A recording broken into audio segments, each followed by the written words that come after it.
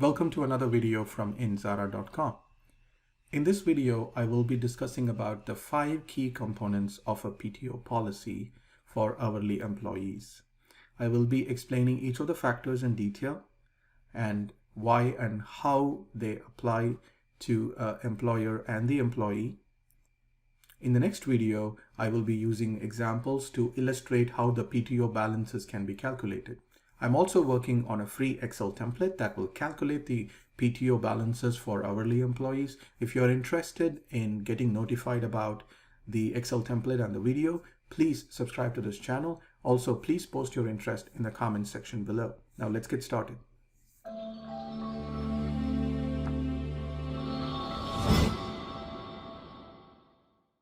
PTO policy is an important part of an employee benefits package at any organization. Candidates, when they are deciding which company to join, also consider the PTO policy, how rich the PTO policy is. An effective PTO policy will benefit both the employer and the employees. So here are the 5 most common components of a PTO policy. The first is the probationary period. Second, the accrual period or the timing. Then the accrual rate, rollover policy, and max PTO balance. So now let's take a look at each one of them in detail. Probationary period is the initial employment period during which the employee does not earn any PTO.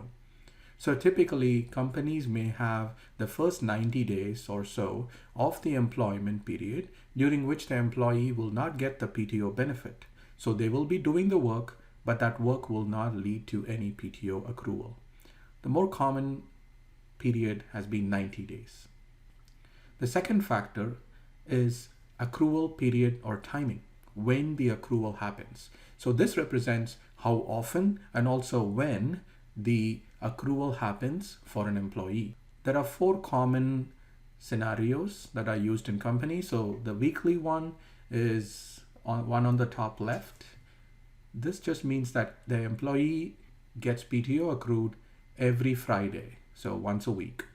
And this could be every Monday in your organization, but I'm just using Friday as an example here. The second scenario would be every 2 weeks. Here, it's very similar, except it's every other Friday. When you do twice a month, it could be, for example, 1st and the 15th of every month. Or it could also be some other days during the month, but it's twice every month. And the last option here is monthly, where it's once a month. It's typically either could be the 1st of every month or the last day of every month or maybe the 15th of every month, but it's once a month. So here are the 4 common options that the companies have chosen. And typically this aligns with your pay periods. So for example, if you pay your employees every Friday, maybe the PTO accrual also happens along that every Friday. The third component of a PTO policy is the accrual rate. So in this case, I'm going to use a couple of examples to illustrate, because the accrual rates can become somewhat more complicated than the other factors that we discuss here in this video. So let's take this example. The policy says that the employee will earn 1 hour of PTO for every 40 hours worked. And so what does this mean? If the employee worked only 39 hours, he or she will not accrue any PTO yet. But once the 40th hour is completed, he or she will accrue 1 hour of PTO. This means that the employee will always accrue in multiples of 1 hour. So 1 hour of PTO, maybe 2 hours, maybe 3 hours, depending on how many hours of work that the employee did. The other important thing to consider here is that all the 40 hours do not have to be in the same accrual period. So let's say this is a weekly accrual type of scenario in your company. You don't have to do all the 40 hours of work in the same week. You could do 20 this week and 20 next week, but you will not earn any PTO this week, but then next week, because your cumulative reaches 40, you will now earn 1 hour of PTO. So let's take another example where the employee does not earn in multiples of 1, but maybe in multiples of some other unit. So in this case, 4 hours of PTO earned for 160 hours worked. So essentially here, the employee will accrue in multiples of 4 hours, And so for the first 159 hours, the employee does not accrue anything. But once the 160th hour is completed, now the employee will actually earn not just 1, but 4 hours of PTO. So similar to the previous example, all the 160 hours do not have to be in the same period. It could be cumulative over periods. One extra consideration that employees can have when deciding the accrual rate is to reward loyalty. So for example, it could be based on tenure.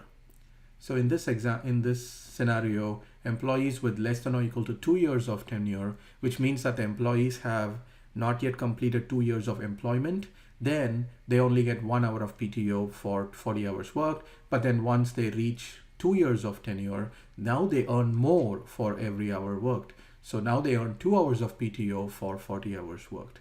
So this has benefits both ways. The employees like it because now if they are being loyal in the company and staying with the company for a longer period of time, their benefit increases. Now they earn more PTO. And this is an incentive that the employer is giving to the employee to be with the company for a longer period of time. So now let's move on to the fourth factor, the rollover policy. Rollover policy is applied to carry over PTO balances from 1 year to the next. So there are 3 flavors that are more common. So zero rollover means you don't get to carry over anything from your previous year to the next. Rollover limit would be you're putting a limit, a specific limit like 10 hours or 20 hours or something like that, which you cannot exceed. So meaning you can, even if you have 25 hours of PTO left, if the limit is only 10, you can only carry over 10 to the next year. The 15 gets lost. Unlimited rollover would be you don't have any limits, you carry over everything to the next year. So when an employer is deciding the rollover policy, they are considering how much can we keep accumulating from 1 year to the next, because the more the rollover balance that the employee have, that means that the employee has not been taking the PTO during the year. So in order to ensure good work-life balance and improve productivity, companies want employees to continue to take PTO throughout the year, and it's also good for the employee to be continuing to take PTO throughout the year rather than accumulating the balance.